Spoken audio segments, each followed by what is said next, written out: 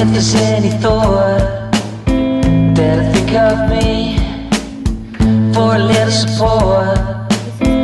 At a time of need, it'll be enough. Not a chance. Miss Nisha, did you receive our memos for today's meeting? Oh, yes. I did receive a memo from Gary that we will be having a session with Mr. Jonathan Wick, right? Yeah, that's right. It's regarding one of his employees' accidents.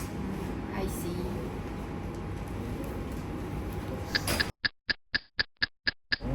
Good morning, sir. The client is already here.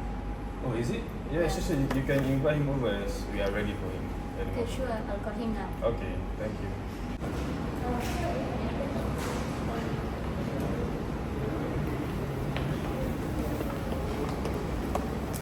This is your session, sir. Thank you. Siri?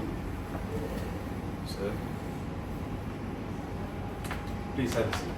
Thank you. Good morning, Mr. Reed. Thank you for coming to be with us. Before that, would you like some coffee or water before we begin? Good morning, never mind, just get started to the business. Alright. How was it here today? Was it easy to find our office? Yes, it is easy. I just located from the Petelinja office. Beforehand, please let us introduce ourselves. My name is Wael and beside me is Nisha. Along with us here is our leader, Mr. Hazim, as the spectator for our meeting today. Okay, so we are legal associates here at YesSir.co.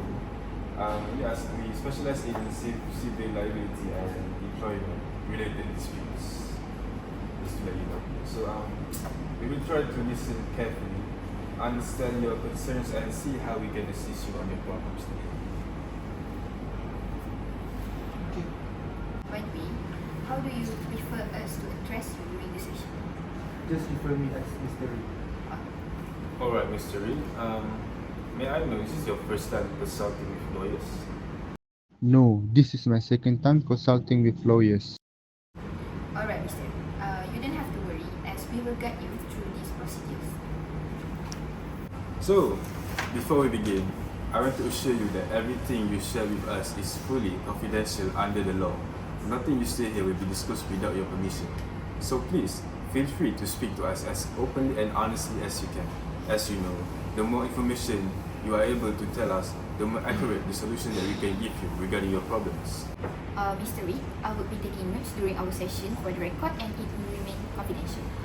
Also, I would like to emphasize that if you name any persons with whom we have a personal relationship or a current clients, we may not be able to represent you and will end the session to prevent any conflicts of interest. We are pleased to recommend a different business to assist you with your case resolution. Alright, thank you for the clarification. I understand, but may I know about the fees charged? About that matter, Mr. Wick, you don't have to worry at all, Mr. Wick. Since this is our only initial consultation, we won't be charging any legal fees for today's meeting. So if we move forward and you like us to formally represent you, we will be discuss the fee structure in detail, maybe 100 per hour. So, sir, according to our secretary, you have scheduled a 45-minute session today with us. Please take your time and feel free to tell us anything or any questions. So if there is no further question, we will start with gathering facts from your side. Sir, could you share some information about yourself, starting with name, age, address, and your occupation? My name is Jonathan Reed. I'm 51 years old this year. I'm working as a managing director and the owner of a Reed Interiors. I have been in the industry for 30 years. Currently, I live with my brother family at the Basel South Residency. Alright, thank you. We have been told by our secretary regarding the accidents involving one of your employees. Can you explain about it from the very beginning?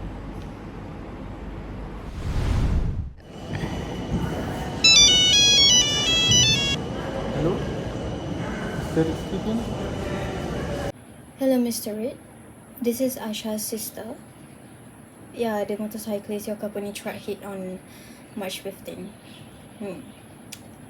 I was told your driver, David Wong, his name, works for you. She's been in hospital for 2 months. She had multiple surgeries. Her legs were shattered, and she suffered from head trauma. I understand that you are in bad condition right now, but She has lost income, you know. She cannot walk properly. She's in pain every day. I'm planning to issue you a letter of demand for the damages your company caused. I'm sorry again, and maybe we can talk again about this. I trust that the system will take care of victims like my sister. I hope you do the right thing, Mr. Reed.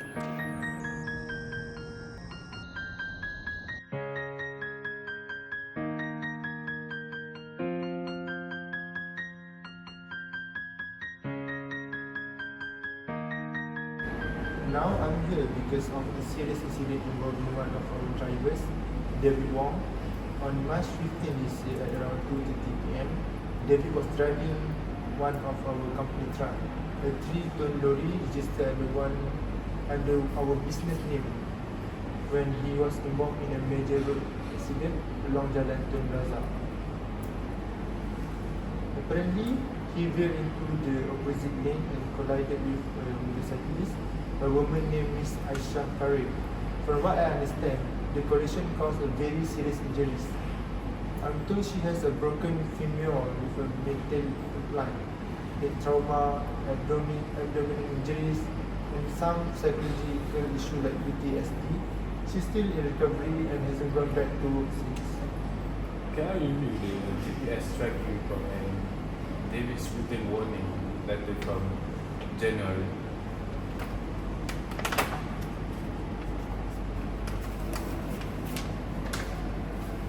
Thank you. Based on our GPS vehicle tracker record, David was not on his delivery route at the time. He had taken a detour about 7 km off course allegedly to visit a mobile phone repair shop for his personal matters. This vacation has no connection whatsoever to the delivery assignment that was scheduled for him that day. The accident occurred near the commercial complex that was not on the approved delivery path.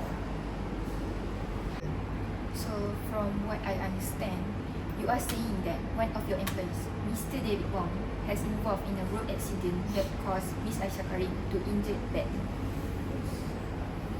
You are doing very good. This is very helpful for us. Just to confirm, Mr. B, what are your main concerns? Are you hoping to fully avoid liability, or are you looking for the best way to minimize the company's financial exposure? I need to understand if my business will be held responsible as it concerns the use of our property and it is our fault. Also, I want to know how to induce the financial responsibility of the company. Alright, Mr. Reed, thank you for sharing all. Before we explain the legal position, I must clarify that everything we say today is based on the facts that we have presented.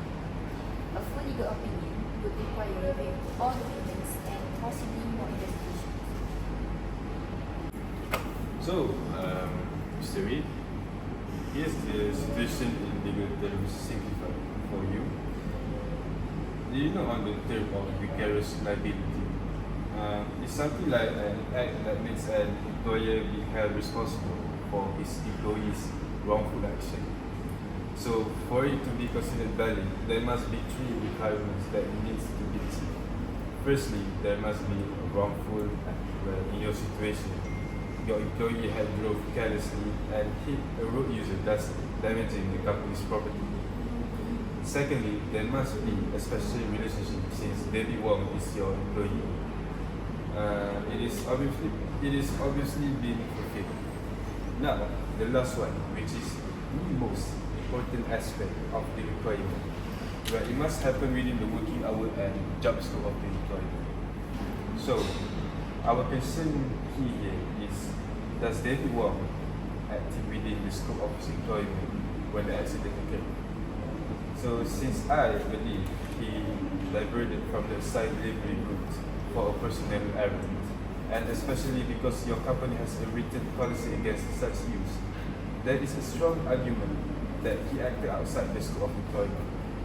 This is known in law as a fraud of his own, and employers are typically not liable in such situation. That's the positive side of this issue, Mr. Lee. However, on the negative side, since the truck was owned and insured by a company, the public might assume the truck was being used for business. Plus, courts sometimes find employees liable even when the employee disobeys company policy, especially if the deviation is minor or connected to. Hence, even while you have a position that may be defended, there is still a chance that a court will hold your company accountable. So, Mr. Lee, even though your company wasn't at fault initially, we would like to suggest some of the options that to settle this outside the court. Firstly, we could go for a negotiation.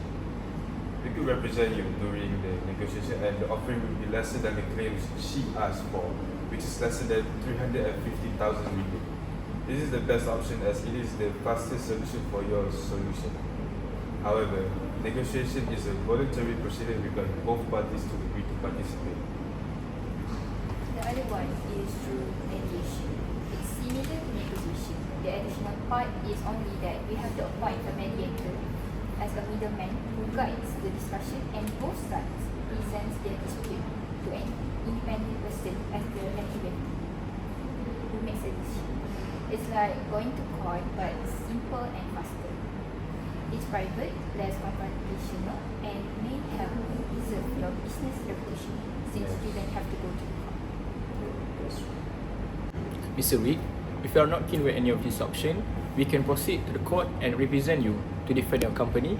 And if you're confident about David Wong deviation and the company's policy, however, the process will be lengthy and many parties will be involved in this process. I see. Thank you for the clarification, but could you suggest me the best option for my situation?